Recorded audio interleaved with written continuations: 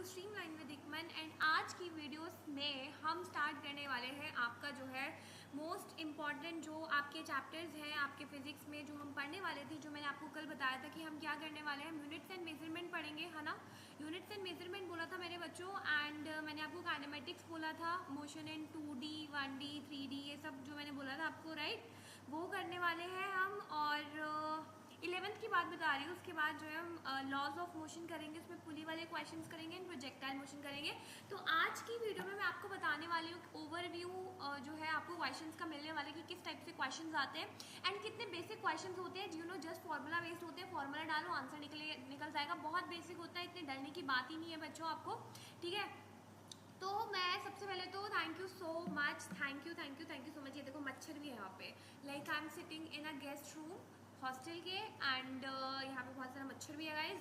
तो first of all मैं आपको थैंक्स बोलना चाहती हूँ, I am done with my 1K today, 1K subscribers, thank you so much, it's such an overwhelming feeling and that is all because of you all support, सब आपके support system की वजह से ही you know I am reaching high and high. Thank you so much for that and touchwood I'm so blessed to have students like you are so supporting and loving.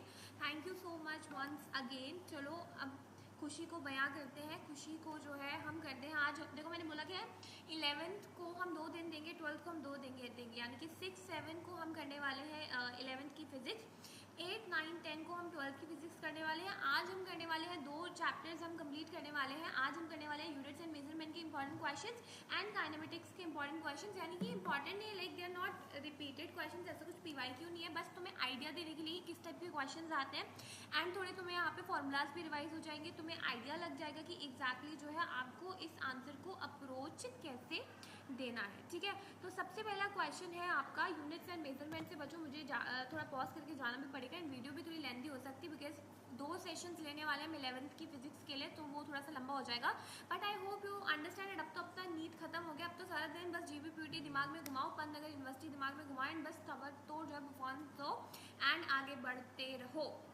थोड़ी सी background noise आएगी because I am sitting with outside होता है तुम्हारा guest room, तो मैं बाहर वाले उसमें बैठी हूँ, तो तुम्हें थोड़ी सी आवाज़ आएगी, but I know you can compromise. तो साथ चल लेते हैं सबसे पहला क्वेश्चन। तो सबसे पहला क्वेश्चन है तुम्हारी यूनिट्स एंड मेजरमेंट से, बेसिक क्वेश्चन आएगा कि the symbol to represent amount of substance, amount of substance को रिप्रेजेंट करने के लिए कौन सा सिंबल होता है, मोल होता है, सही है, मोल होता है। सेकंड क्या होता है, second question, which among the following is the supplementary unit, supplementary unit कौन सी होती है बच्चों, इनमें से सप्लीमेंट्री यूनिट कौन सी है, ये देखो तो देख रहे हो सप्लीमेंट्री यूनिट कौन सी है, इसमें तुम्हारी मास है, तुम्हारा टाइम है, तुम्हारा सॉलिड एंगल है, या फिर क्या है सप्लीमेंट्री यूनिट, बताओ जरा मुझे।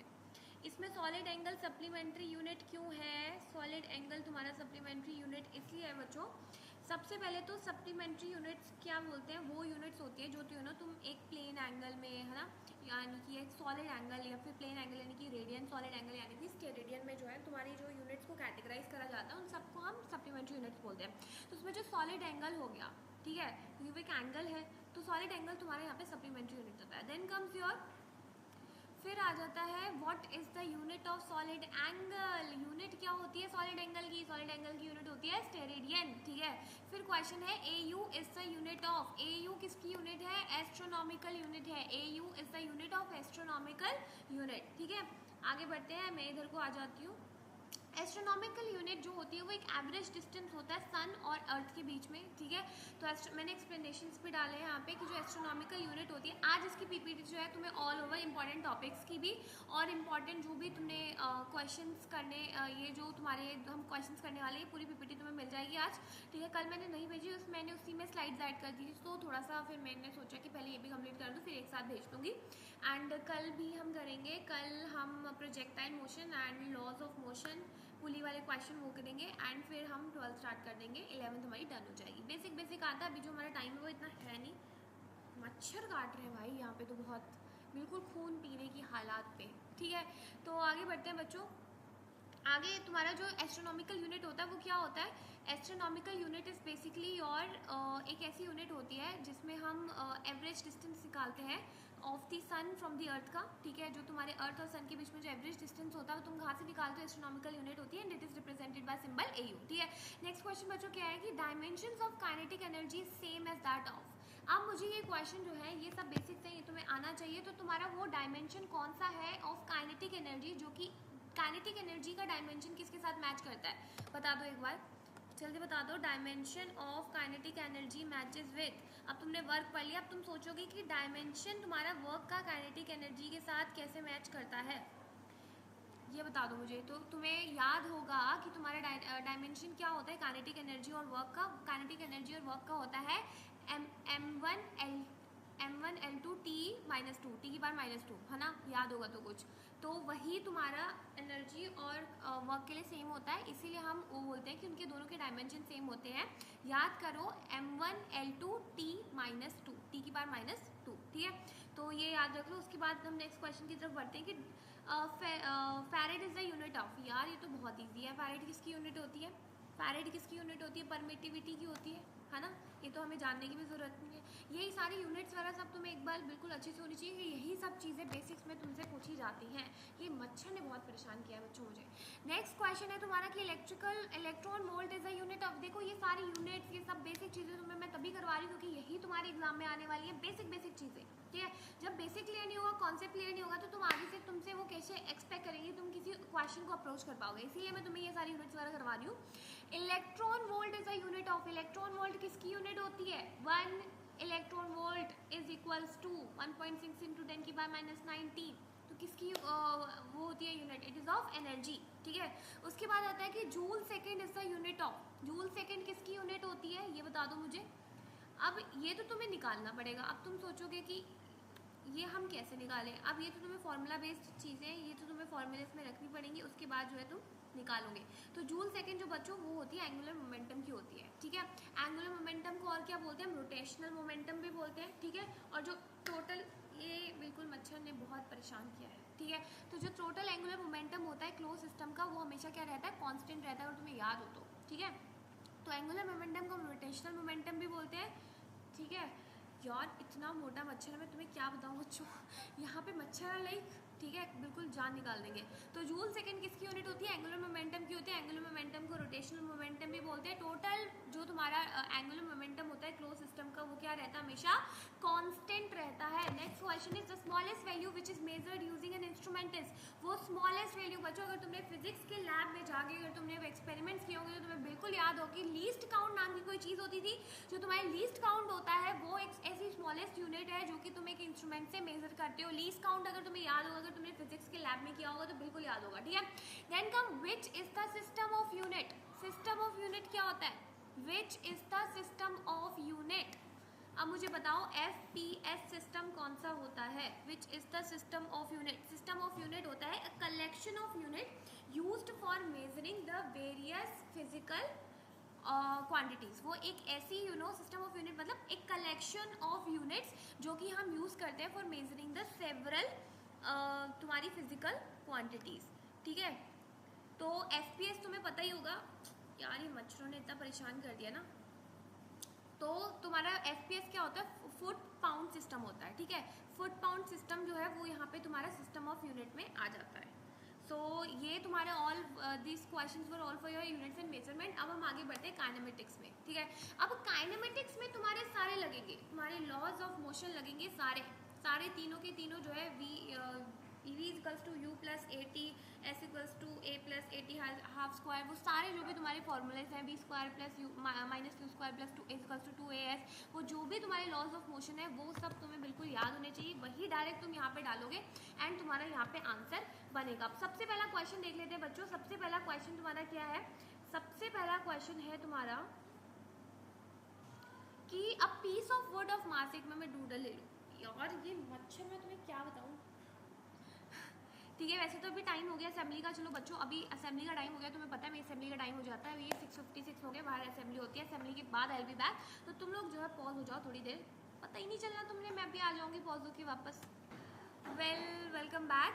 आई एम सो सॉरी बच्चों, वैसे तो आपको पता भी नहीं चला मैं कब गई कब आई, मैं असेंबली करके आ गई हूँ गाइस। तो मैं बैठी हूँ बिल्कुल गेस्ट रूम में एंड आज हम स्टार्ट करने वाले हैं क्वेश्चंस। तो क्वेश्चंस को जो है हम स्टार्ट कर देते हैं। सबसे पहला क्वेश्चन जो है बच्चों, आपको इसमें से 5 to 6 क्वेश्चंस होमवर्क में मिलेंगे, ठीक है। आई वांट टू सी कि आप प्रैक्टिस कितनी कर पा रहे हो, कितना नहीं कर पा रहे हो। सबसे पहला क्वेश्चन देख लो। A piece of wood of mass 0.03 kg drop from the top of a 100 metre height building. 100 metre कितनी है हाइट है एक बिल्डिंग की। थोड़ी सी टेढ़ी हो गई बट भावनाओं पे जाओ, शब्दों पे जाओ, इस डायग्राम पे नहीं, ठीक है। 100 मीटर कितनी है उसकी हाइट है। At the same time a bullet of mass 0.02 kg is fired vertically upward with a velocity of 100 metre per second. अच्छे से क्वेश्चन सुनो कि एक पीस ऑफ वुड है जिसका मास कितना है 0.03 है, उसको हमने ड्रॉप किया है 100 मीटर की हाइट की बिल्डिंग से, ठीक है। मास कितना 0.03 है, ठीक है। उसके बाद एक उसी टाइम पे एक bullet of mass 0.02 kg fired vertically upward, यानी कि वर्टिकली अपवर्ड ऐसे, ठीक है। And with a velocity of 100 metre per second. उसकी वेलोसिटी कितनी है 100 मीटर पर सेकेंड है from the ground. The bullet gets embedded into the wood. देखो ऊपर से एक 100 मीटर की बिल्डिंग है, ऊपर से तुम्हारा एक वुड है, ठीक है। वुड क्या कर रहा है, वुड हमने नीचे फेंका है जिसका मास कितना है 0.03 kg है। और जो तुम्हारी बुलेट है, बुलेट को हमने वर्टिकली अपवर्ड से ऐसे शूट किया है जिसका तुम्हारा मास कितना है 0.02 kg है। जैसे ही एक दूसरे के साथ कोलैप्स करते हैं, एक दूसरे के साथ एम्बेडेड होते हैं, 0.02 मास kg वाले तुम्हारी बुलेट की कितना वेलोसिटी था 100 मीटर पर सेकेंड था, ठीक है। वो एक दूसरे के साथ कोलैप करते हैं। Then the maximum height to which the combined system reaches above the top of the building before falling below is, कि जैसे ही ये कोलैप्स किया तो कितनी मैक्सिमम हाइट में ये जो कंबाइंड सिस्टम है ये रीच करेगा above the top of the building before falling below. यानी कि ऐसे कोलैप्स किया तो ऊपर को जाएगा ना, तो ये बिल्डिंग से कितना ऊपर जाएगा, मतलब गिरने से पहले कितना ऊपर जाएगा, ये तुम्हें निकालना है। समझ में आ गया? मेरी बात सुनो। एक 100 मीटर की तुम्हारी एक बिल्डिंग थी, ठीक है। हाइट कितनी थी 100 मीटर थी। यहाँ पे तुम्हारा मास कितना था वुड का 0.03 था। वो ऊपर से नीचे फेंक रही, नीचे से हमने बुलेट चला दी, 0.02 मास है उसका, ठीक है, केजी। और वो 100 मीटर पर सेकंड से जा रहा है। जैसे वो एक दूसरे के साथ कोलैप्स आएगा वो ऊपर जाके गिरेगा, तो वो कितना ऊपर जाके गिरता है वो हम देखते हैं। तो हम अब क्वेश्चन सॉल्व करें बच्चों। सपोज कि जो हमने suppose both the collide at, जो दोनों ही तुम्हारे ये मास और यानी कि तुम्हारा बुलेट और वुड है, ये एक पॉइंट पी पे जाके कोलाइड करते हैं, ठीक है। Both of them collides at point P हम सपोज कर लेते हैं। यार ये डूडल का कुछ करना पड़ेगा, राइट, इससे तो बहुत दिक्कत होती है। तो ये जो है तुम्हारा पॉइंट पी पे after time T time taken for the particle to collide, ठीक है। अगर तुम्हारा टाइम लाइक पॉइंट पी पे वो कोलाइड करें आफ्टर टाइम टी, हमने एक टाइम टी एज्यूम कर लिया, तो time taken for the particle to collide, कितना टाइम टेकन किया था तुम्हारे पार्टिकल ने कोलाइड करने के लिए, तो टी निकालेंगे हम। टी क्या होता है, टाइम क्या होता है, डिस्टेंस अपॉन रिलेटिव वेलोसिटी, ठीक है। ये तुम्हें पता ही होगा, इतने फॉर्मूलेस तो पता ही होगा। डिस्प्लेसमेंट अपॉन क्या होता है, time is equals to displacement upon velocity होता है, राइट। वेलोसिटी क्या होती है, rate of the time, rate of T displacement produce per unit time. समझ में आया? तो T is equals to D upon V हो जाएगा। तो यहाँ पे तुम्हारा टाइम टेकन कितना हो जाए, डिस्प्लेसमेंट कितना था 100 था, क्योंकि तुम्हारी हाइट कितनी है बिल्डिंग की 100 है, अपॉन तुम्हारी वेलोसिटी कितनी हो जाएगी, वेलोसिटी भी हो जाएगी तुम्हारी 100 हो जाएगी। होगी कि नहीं होगी? क्योंकि वेलोसिटी किसकी बात करें, बुलेट की वेलोसिटी की बात करें, तो 100 अपॉन 100 यानी कि टाइम कितना हो जाएगा 1 सेकेंड। 1 सेकेंड जो है वो लेगा कोलाइड करने में। समझ में आ गया? अब मैं इसे क्लियर कर दूं, इतना समझ में आ गया? यार ये डूडल का कुछ करते हैं, डोंट वरी। हाँ बच्चों आई नो कुछ तो करते हैं, टाइम नहीं हो रहा है, क्या करूँ मैं, ठीक है। तभी मैंने एक क्वेश्चन एक उसमें डाला, बिकॉज आई नो कि स्पेस चाहिए होगी, ठीक है। उसके बाद क्या होगा, उसके बाद हम ये देखते हैं कि जो स्पीड होगी वुड की, स्पीड ऑफ वुड, ठीक है, speed of would just before colliding, यानी कि जो तुम्हारा वुड था जब वो ऊपर से नीचे फेंका गया तो उसकी स्पीड कितनी होगी, speed of would before colliding, collision से पहले इसकी स्पीड कितनी होगी, वो होगी तुम्हारी gt ग्रेविटी इनटू टाइम होगी कि नहीं होगी, क्योंकि वो ऊपर से नीचे गिर रहा है, सही है। यानी कि ये हो जाएगी तुम्हारी 10 मीटर पर सेकेंड। ग्रेविटी की वैल्यू हमने यहाँ पे 10 मीटर ली है, ठीक है। तो यहाँ पे speed of bullet just before collision क्या हो जाएगा, v minus G T, velocity minus gravity into, तो 100 ग्रेविटी हो गई, 100 माइनस 10 कर दोगे तुम यहाँ पे, क्योंकि तुम्हारी वेलोसिटी है ये तुम्हारी 100, ये तुम्हारी ग्रेविटी इनटू टाइम यानी कि g इंटू 1 क्या था, g ही था, यानी कि 10 ही आया, क्योंकि 10 इंटू 1 करोगे 1 था ना सेकेंड टाइम, तो 10 इंटू 1 करोगे 10 आएगा, तो 100 यहाँ पे माइनस 10 हो जाएगा, तो ये क्या आ जाएगा तुम्हारा 90 मीटर पर सेकेंड। तो तुम्हारी वेलोसिटी निकल के आ जाती है 90 मीटर पर सेकेंड, ठीक है, समझ रहे हो। अब बिफोर, अब हम थोड़ी सी उसकी बात कर रहे थे कि पहले क्या था, पहले तुम्हारा 0.03 मास के जो तुम्हारा मास है वो नीचे गिर रहा था, केजी मास नीचे गिर रहा था, कितनी वेलोसिटी के साथ गिर रहा था, 10 मीटर पर सेकेंड से निकल रहा था। हम ये, सॉरी गाइस तुम्हारे सामने पाप कर रही हूँ, बट ये मच्छर ने मुझे बहुत परेशान किया है, ठीक है, 10 मीटर पर सेकेंड से गिर रहा था। और जो तुम्हारी बुलेट थी उसकी मास कितना था, 0.02 kg था, और वो कितने वेलोसिटी के साथ ऊपर जा रहा था, वो जा रहा था 90 मीटर पर सेकेंड के साथ, समझ रहे हो। अब जब वो 90 मीटर पर क्या चल रहा है यार ये क्लास में, ठीक है, तो जब तुम्हारा 90 मीटर पर सेकेंड हो गया, तो आफ्टर जैसे ही तुम्हारी वेलोसिटी कितनी होगी, 0. कोलिजन के बाद क्या हो जाएगा, कोलिजन के बाद तुम्हारा मास ऐड हो जाएगा, तो 0.05 kg हो जाएगा, होगा कि नहीं होगा। रुको मैं इसे क्लियर करूँ यार, ऐसे तो नहीं हो पाएगा क्वेश्चन यार, ये तो बहुत डिफिकल्ट हो जाएगा ऐसे तो।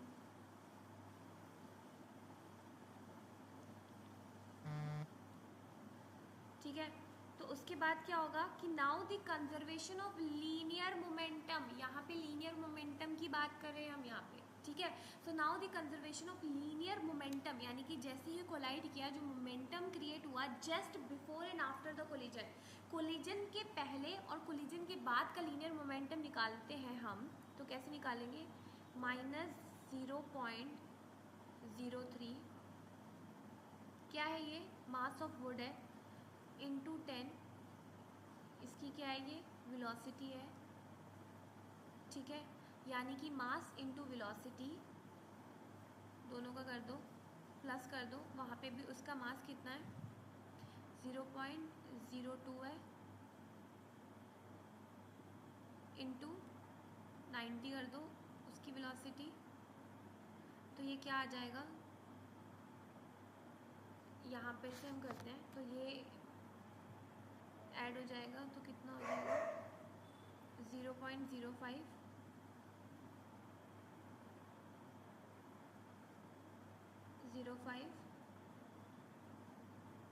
v, टोटल इसको पूरा सॉल्व करोगे तो 0.05 v आ जाएगा, ठीक है। तो ये तुम्हारा v कितना हो जाएगा, ये हो जाएगा तुम्हारा 30 मीटर पर सेकेंड, बहुत इजी क्वेश्चन है, 30 मीटर पर सेकेंड। अब मैक्सिमम हाइट कितनी रीच की गई होगी, मैक्सिमम हाइट जो बॉडी ने रीच की गई होगी दैट विल बी v²/2g,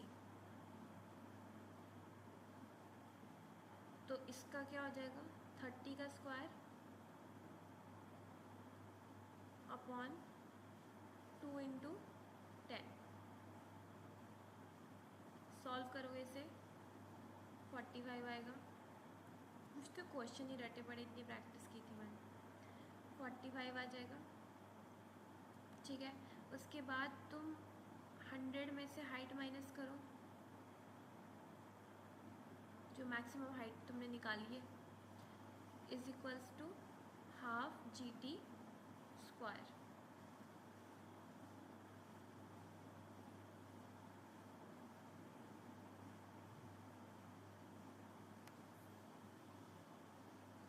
ये मच्छर गाइस, मैं क्या करूं बताओ। तो ये हो जाएगा तुम्हारा हाफ, थोड़ा 2x की स्पीड 1.5x की स्पीड में देख लो इसे, हाफ इंटू 10 इंटू 1, फॉर्मूला रखना है यहाँ पे, into 1 is equals to, height कितनी आ जाएगी तुम्हारी 95 metre. So height above the tower, height above the tower यानी कि टावर की हाइट कितनी थी 100 थी, 100 में से तुम्हारी 95 तक गई है, तो अबव द टावर कितनी जाएगी 40 मीटर। तो तुम्हारा आंसर कितना आ जाएगा 40 मीटर। तो ये हो गया तुम्हारा ऑप्शन डी करेक्ट। अब नेक्स्ट पढ़ते हैं। नेक्स्ट है, ये क्या लग गया,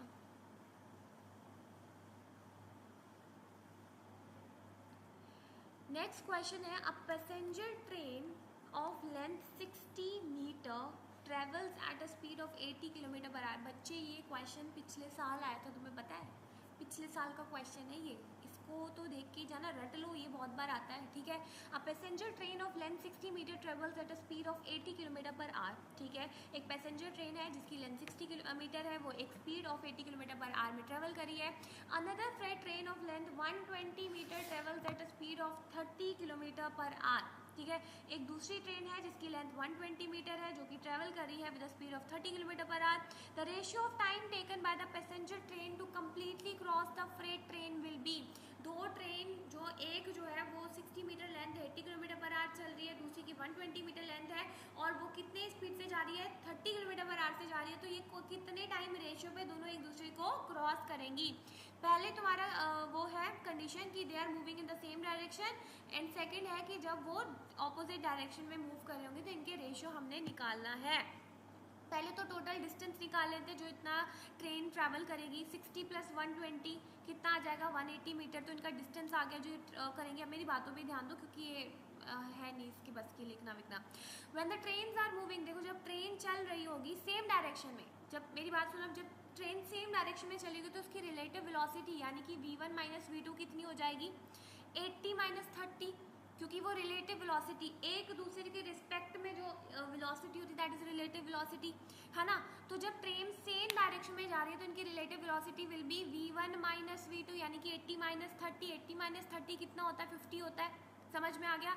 हमने निकाल लिया डिस्टेंस, टोटल डिस्टेंस 180 मीटर आ जाता है। उसके बाद जो इनका, चलो मैं साथ साथ लिख देती हूँ, टोटल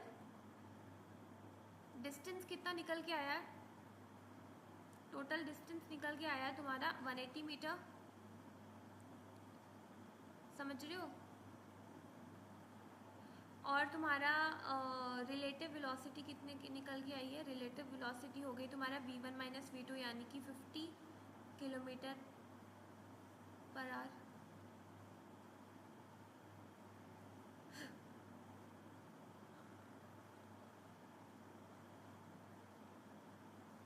ठीक है, आई होप यूर अंडरस्टैंडिंग। उसके बाद time taken to cross each other. अब हम बात कर लेते हैं कितना टाइम ले रही है to cross each other. t1 कितना हो जाएगा हमारा, पहले हम टाइम 1 निकालते हैं, यानी कि t1 यानी कि एक ट्रेन के लिए निकालते हैं 180 अपॉन डिस्टेंस अपॉन वेलोसिटी,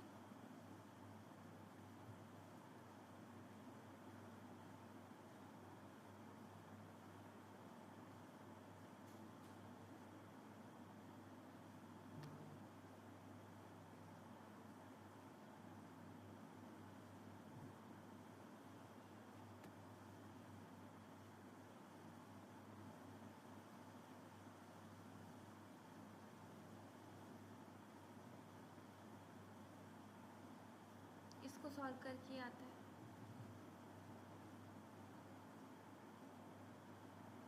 ये तो सारी कैलकुलेशन है, तो तुम्हें अब खुद ही देखनी पड़ेगी। मैं एक एक कैलकुलेशन तुम्हें नहीं समझा सकती हूँ, इतना वक्त नहीं है बच्चों। एंड ये सारे क्वेश्चंस मेरे को ऐसे रटे हुए हैं कि मेरे को इनको कैलकुलेट भी नहीं करना पड़ता, बिकॉज ये लाइक तुम्हें पता है कि नीट के पर्सपेक्टिव से भी रिपीटेड क्वेश्चंस हैं, जेई मेन में बहुत आते हैं, ये यहाँ पे भी, ये 15 का फेवरेट क्वेश्चन है, याद रख लेना। सो तुम्हारा क्या निकल के आ गया है, तुम्हारा time taken to cross each other कितना निकल के आ गया है 18 अपॉन 18।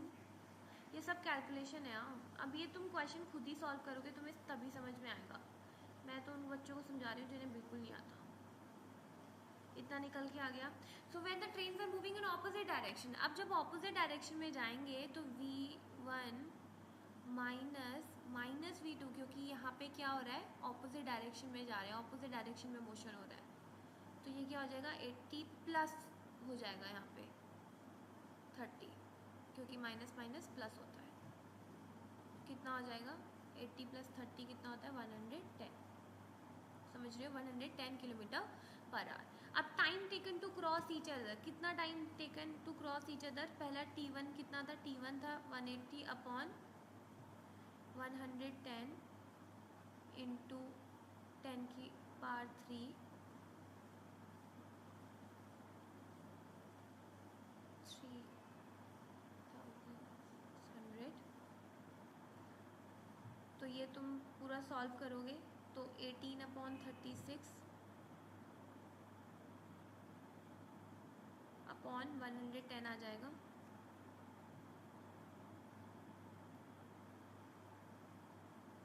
दूसरा है तुम्हारा, अब जब तुम इसका रेशियो निकालोगे, ये T2 निकाल रहे थे हम, अब हम रेशियो निकालते हैं T1/T2 का, तो ये तुम्हारा रेशियो आ जाएगा 11/5। ये तुम ना सॉल्व करना, ये क्वेश्चन मैंने तुम बता दिया, बहुत इंपॉर्टेंट है। आई नो मैं तुम्हें अच्छे से समझा नहीं पाई यहाँ पे, क्योंकि यू नो ये पेन भी नहीं चल रहा है अच्छे से, डूडल ये है इसका सीन, कुछ करते हैं, डोंट वरी, वरना ऐसे ही काम चलाओ, फिर नेक्स्ट साल के बच्चों के लिए तो ईज हो ही जाएगा, तब तक तो मैं ले ही लूँगी, ठीक है।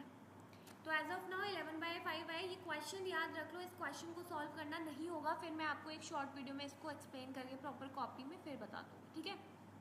नेक्स्ट क्वेश्चन आते हैं, एन ऑटोमोबाइल ट्रैवलिंग एट, ये तो बहुत ईजी है, an automobile travelling at 40 kilometre per hour can be stopped at a distance of 40 metre by applying brakes. एक ऑटोमोबाइल है जो कि ट्रैवल कर रहा है 40 किलोमीटर पर आवर की स्पीड पे, जो कि स्टॉप किया जा सकता है at a distance of 40 metre by applying brakes. Brake apply करोगे तो वो 40 मीटर की डिस्टेंस पे जाके रुक जाएगा। If the automobile is travelling at 80 kilometre per hour, the minimum stopping distance in metre is, ठीक है।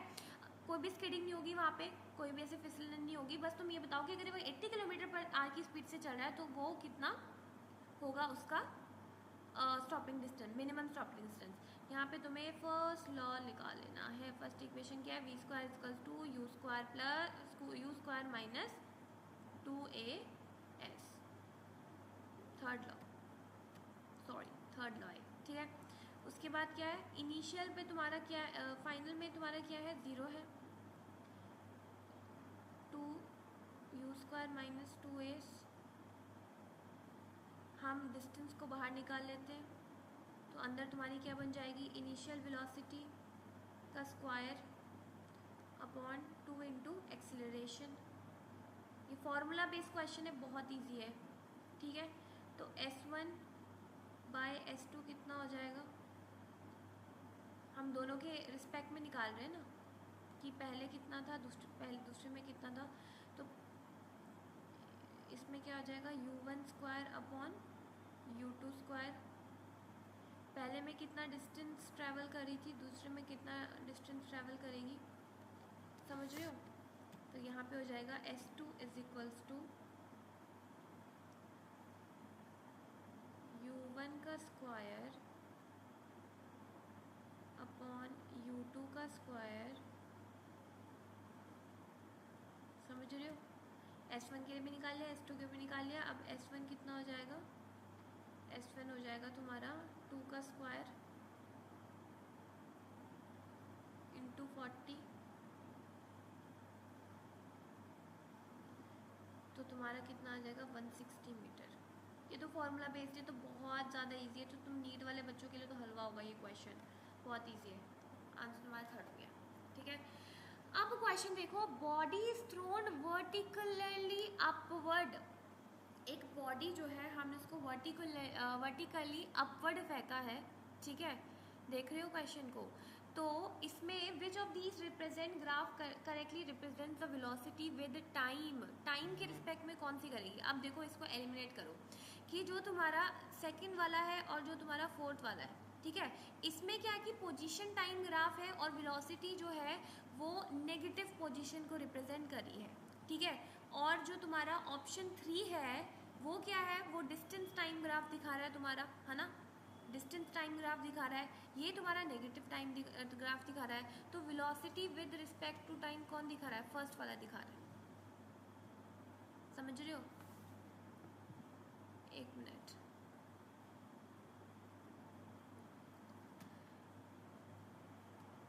एक मिनट, क्वेश्चन गलत है शायद। ये क्वेश्चन क्या बोल रहा है हमें? क्वेश्चन हमें ये बोल रहा है कि body is thrown vertically upward, ठीक है, इसमें इक्वेशन लगेगी। कई बार ना सिर्फ हम ग्राफ को एज्यूम करते हैं कि ग्राफ ऐसे होगा, बट नहीं, कई बार इसमें लॉजिक भी लगता है। v equals to U plus 80 first equation ये लगेगी यहाँ पे। क्यों लगेगी अभी देखना। तो तुम्हारा v, इसको हम ऐसे भी लिख सकते हैं, बिल्कुल लिख सकते हैं। अभी कैसे लिख सकते हैं आपको दिखेगा ही नहीं। v इजिकल्स टू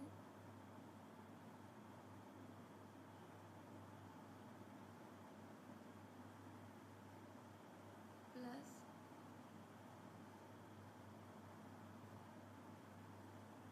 gt, ऐसे भी लिख सकते हैं इस इक्वेशन को, बिल्कुल लिख सकते हैं। v equals to minus gt, तो straight line with negative slope आ जाता है हमारा इसका उत्तर।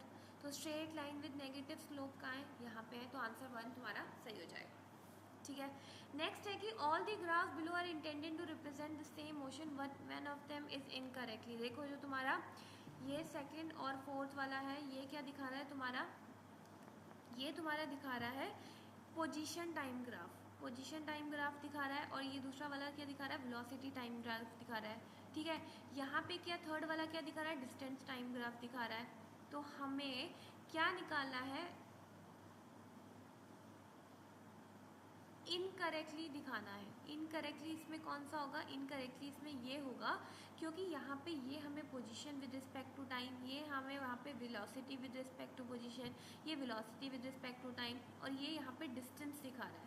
ठीक है, और डिस्टेंस हमारा यहाँ पे इनकरेक्टली है, इसीलिए आ जाता है हमारा फर्स्ट वाला सही। नेक्स्ट क्वेश्चन पे आ जाओ। नेक्स्ट क्वेश्चन क्या है कि एक parachutist after bailing out falls 50 metre without friction. ठीक है, एक पैराशूटिस्ट है, पैराशूट वाले मस्त भैया हैं, वो 50 मीटर विदाउट फ्रिक्शन फॉल करे। When the parachute open it decelerate at 2 metre per second. ठीक है, वो डी एक्सेलरेट कर देता है 2 metre per second. He reaches the ground with the speed of 3 metre per second. वो ground में जैसे ही रीच करता है, कितनी स्पीड होती है? 3 मीटर पर सेकेंड होती है। At what height did he bail out? तो वो हाइट निकालनी है हमें। ठीक है, तो देखो इनिशियली अगर हम बात करें तो पैराशूटिस्ट जो है वो ग्रेविटी के रिस्पेक्ट में गिरा होगा, ग्रेविटी के कंसर्न में। तो u square equals to 2ah, तो यहाँ पे क्या हो जाएगा? 2 इंटू 9.8 ले रहे हैं हम इसका एक्सेलरेशन, क्योंकि ग्रेविटी वैल्यू ले रहे हैं हम, इंटू h। हाइट कितनी है? 50 हो गई। सॉल्व करो इसे, 9.8 हो गया, 5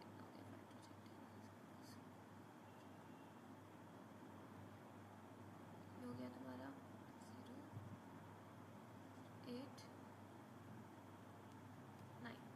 980 हो गया तुम्हारा, 980 मीटर स्क्वायर। उसके बाद क्या होगा? जैसे ही वो ग्राउंड में रीच करता है, कितनी स्पीड है उसकी? 3 मीटर पर सेकेंड है कि नहीं है? बिल्कुल है। ठीक है, अब तुम्हारा एक्सेलरेशन कितना हो गया? एक्सेलरेशन है तुम्हारा -2 मीटर पर सेकेंड। ऐसा क्यों? क्योंकि तुम नीचे को गिर रहे हो, तो नेगेटिव है, इसीलिए -2। तो यहाँ पे क्या हो जाएगा तुम्हारा? 3 का square is equals to u का स्क्वायर -2 इंटू 2 इंटू h1। समझ रहे हो? उसके बाद क्या हो जाएगा तुम्हारा? ग्रेविटी कितना हो जाएगा? 980 माइनस 4h1। ये सब इक्वेशंस बनानी पड़ेंगी तुम्हें, बहुत घिसे पिटे क्वेश्चंस हैं, और नहीं तो ज़्यादा थोड़ी सी वैल्यूज चेंज हो जाएंगी, बाकी सेम होगा। और h1 तुम्हारा कितना है? h1 तुम्हारा होगा 971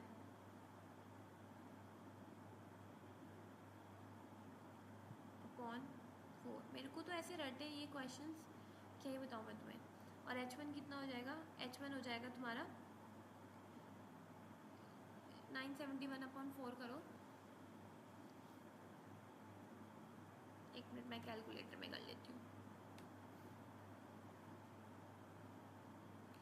ये आता है तुम्हारा 242.75।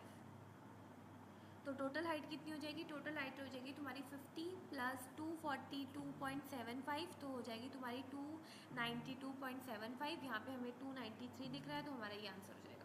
ठीक है, समझ रहे हो।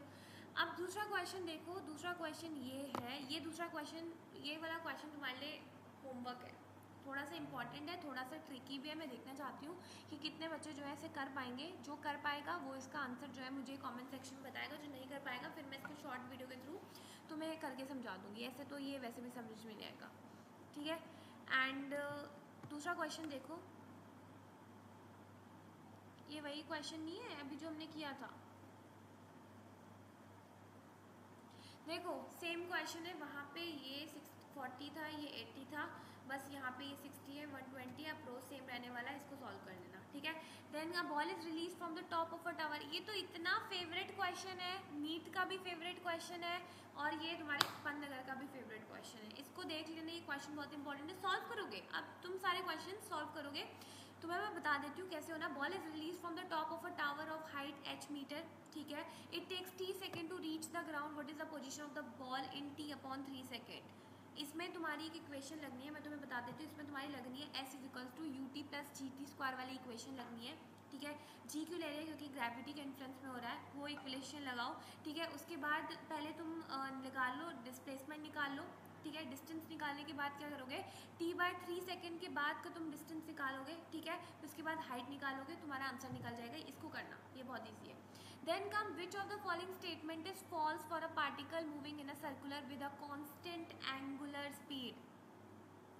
तो ये क्वेश्चन क्या बोलता है कि कौन सी स्टेटमेंट फॉल्स है for a particle moving in a circle with a constant angular speed. एक पार्टिकल जो कि एक सर्कल में मूव कर रहा है जिसकी कांस्टेंट एंगुलर स्पीड है, तो the velocity vector is tangent to the circle. ये तो बिल्कुल सत्य बात है कि तुम्हारा जो वेलोसिटी वेक्टर होगा वो उसके टेंजेंट होगा, बिल्कुल सत्य बात है। The acceleration vector is tangent to the circle, ये भी बिल्कुल सत्य बात है, इसमें भी कोई गड़बड़ वाली बात नहीं है। The acceleration vector points to the centre of the circle, ये तो थोड़ा सा मेरे को लग रहा है, मैं देख लेते हैं, आगे बढ़ लेते हैं। The velocity and acceleration vectors are perpendicular to each other, ये तो बिल्कुल सत्य बात है। बस सी ऑप्शन गलत है बच्चों, क्योंकि जो तुम्हारा एक्सेलरेशन वेक्टर होता है वो रेडियस ऑफ द सर्कल पे लगेगा, सेंटर ऑफ द सर्कल पे नहीं लगेगा, ठीक है। So the given statement is false. Then comes your next question, ये बहुत ईजी है। फ्रॉम अ बिल्डिंग दो बॉल्स को फेंकते हैं such that A is thrown upward and B is thrown downward verticularly, दोनों वर्टिकुलरली फेंकते हैं, वो इधर को ये इधर को। If V A and V B are their respective velocity and reaching the ground, तो वी बी ज़्यादा बड़ी होगी वी ए से, वी ए वी बी बराबर होगी, या वी ए जो है वो वी बी से बड़ी होगी, ठीक है। तो ये इसको देख लो कि जो बॉल ए है हम क्या कर रहे हैं, उसको ऊपर को फेंक रहे हैं शायद, हाँ। बॉल ए को जो है हम एक बॉल ए को ऊपर को फेंक रहे हैं और उसकी इनिशियल वेलोसिटी कितनी हो जाएगी, यू हो जाएगी, ठीक है। फिर हम उसको क्या कर रहे हैं कि फिर हम उसको वेलोसिटी यू के साथ नीचे फेंक रहे हैं, तो ये क्या करेगी, ये पूरी कंप्लीट जर्नी हो जाएगी तुम्हारी ग्रेविटी के इन्फ्लुएंस में। तो इसमें क्या होगा, वी ए का स्क्वायर इक्वल टू यू का स्क्वायर प्लस 2gh, एक इक्वेशन ले लेना। उसके बाद क्या होगा कि जो both the B ball starts with, जो तुम्हारी बी की वेलोसिटी है वो डाउनवर्ड है, ठीक है। और वो ग्राउंड में कितने टाइम में ट्रैवल कर रही है उसका वर्टिकुलर डिस्टेंस निकालो, यानी कि तुम्हारा V B 2 is equal to U square plus 2gh निकालो। दोनों को जब तुम इक्वेट करोगे तुम्हें पता चल जाएगा कि वी ए जो है वो वी बी के बराबर है। ये तो वैसे ही दिख रहा था, जब वो इधर से ऐसे फेंक रही हो इधर से ऐसे फेंक रही हो, ना तुम्हें उनके डिस्टेंस बताया ना तुमने उनकी स्पीड बताया, तो इतना तो लॉजिक ही लगा लोगे, right. If a body loses half of its velocity on penetrating 3 centimeter in a wooden block, then how much it will penetrate more before coming to a rest। ये क्वेश्चन भी बहुत easy है, मैं तुम्हें इसे equation बता देती हूँ। इसमें लगने वाली है तुम्हारी V A square equals to 2 square plus G H वाली इक्वेशन लगने वाली है, ये तुम लगा लेना, ठीक है। ये तो बहुत ईजी है। नहीं, एक मिनट, इसमें क्या बोला है कि ball loses half of its velocity on penetrating 3 centimetre, penetrate कर रहा है उसमें, राइट। तो इसमें तुम्हारा पेनिट्रेट लग रहा है, how much penetrate coming to the rest में तुम्हारा अच्छा, इसमें V square equals to U square minus 2as, यानी कि थर्ड इक्वेशन लगने वाली है। ये सारे इक्वेशन बेस्ड फार्मूलाज है, तुम्हें थोड़ा सा दिमाग लगाना है, ठीक है, और तुम्हारा आंसर निकल आएगा। ये भी तुम्हारा होमवर्क है, मैं तुम्हें सब करवा देती बट पॉसिबल नहीं है, ये क्वेश्चन बहुत इंपॉर्टेंट है, ये तुम्हारा होमवर्क है, ठीक है। अब तुम्हें सारी होमवर्क पे करने पड़ेंगे, ठीक है। ये 15 भी तुम्हारा होमवर्क है, 16 भी होमवर्क है। एंड अब मैं सोच रही हूँ कि अगर ये नहीं होगा, ठीक है, ये 16 वाला तो बहुत ईजी है और बहुत इंपॉर्टेंट भी है, ठीक है। बाकी अगर नहीं होंगे तो फिर मैं सोचूँ कि मैं टेलीग्राम पे तुम्हें जो है इनका सोल्यूशन एक छोटी सी वीडियोस में यूट्यूब में बना के दे दूँ, क्योंकि ऐसे ये पॉसिबल नहीं, आप भी देख पा रहे हो। बाकी सारे इंपॉर्टेंट क्वेश्चन हैं, ये मैंने तुम्हें ये क्वेश्चन ही हैं जिस जैसे ऐसे ही क्वेश्चन आने वाले, देख रहे हो, ईजी बेसिक। इसमें इक्वेशंस लग रही है ना, तुम्हारी तीनों इक्वेशंस बेस्ड क्वेश्चन थी ये सारे, तो वो मैंने बता दिया कि तुम्हारी सारी इक्वेशंस कितनी इंपॉर्टेंट है न्यूटन की, ठीक है। तो ये लॉज ऑफ इक्वेशन ये सब इंपॉर्टेंट है, ठीक है। उसके बाद ये क्वेश्चंस तुम्हें समझ में आ गया कि ऐसा बेसिक अप्रोच देना है। सो सॉरी मैं नहीं कर पा रही हूँ, आप भी देख पा रहे हो कि नहीं हो पा रहा है, ठीक है, वरना मैं तुम्हें सॉल्व कराने में क्या ज़्यादा था। बट ये है कि अभी तुम्हें ये खुद ट्राई करो, नहीं हो रहा है फिर मैं तुम्हें सब पूरा सॉल्व कराऊंगी, फिर तुम्हें मेरी रिस्पॉन्सिबिलिटी बन जाएगी तुम्हें कराने की। बट एक बार ट्राई करो, नहीं होता है देन टेल मी, ठीक है। बाकी ये बहुत फॉर्मूला बेस्ड क्वेश्चन है, काइनेमेटिक्स से ये बहुत आने वाले हैं, ठीक है। तुम्हें ये मिल जाएंगे, 3 से 4 क्वेश्चन मिल जाएंगे तुम्हें। और वो ट्रेन वाला नहीं, वो तो बहुत उनका ट्रेन वाला बॉल वाला इनके फेवरेट क्वेश्चन है बंद करके, तो ये तो बिल्कुल करके जाना, बस थोड़ी सी वैल्यूज चेंज कर देंगे, बाकी कुछ नहीं होने वाला है, ठीक है। बाकी हम कल जो है वो प्रोजेक्टाइल मोशन के क्वेश्चंस करेंगे, मैं लेकर आऊँगी, ठीक है। मैं ऊपर से तुम्हें बता दूंगी, उनका अप्रोच बता दूंगी, फिर वो तुम्हें अल्टीमेटली खुद ही करने पड़ेंगे। होमवर्क वाले क्वेश्चन है बच्चों, तुम सारा दिन मेल ही हो, अब तुम्हें सारा दिन अपना पन्नगर पे फोकस करना है, तो ये क्वेश्चंस करो जरा प्रैक्टिस, ठीक है। ज़्यादा से ज़्यादा करके लाओ, कोई क्वेश्चन नहीं समझ आ रहा है मेल में भेज दो, फिर मैं तुम्हें सॉल्व करके बता दूंगी, ठीक है। ये करो। उसके बाद कल हम लॉज ऑफ मोशन और जो पुली वाले क्वेश्चन है वो करेंगे, बाकी फिर उसके बाद 12th करेंगे। 12th को सॉलिड से मैं सारे फॉर्मूला शीट वो तुम्हें सब प्रोवाइड कर दूंगी। As of now that's all for this video, and thank you so much for your support and everything. तो that's all for this video, if you like it then do like subscribe and share to streamline with इकमन। Deleted bye bye, मैं PPT share कर देती हूँ, ये question ज़रूर करना, तो मैं चल देती हूँ, बाय।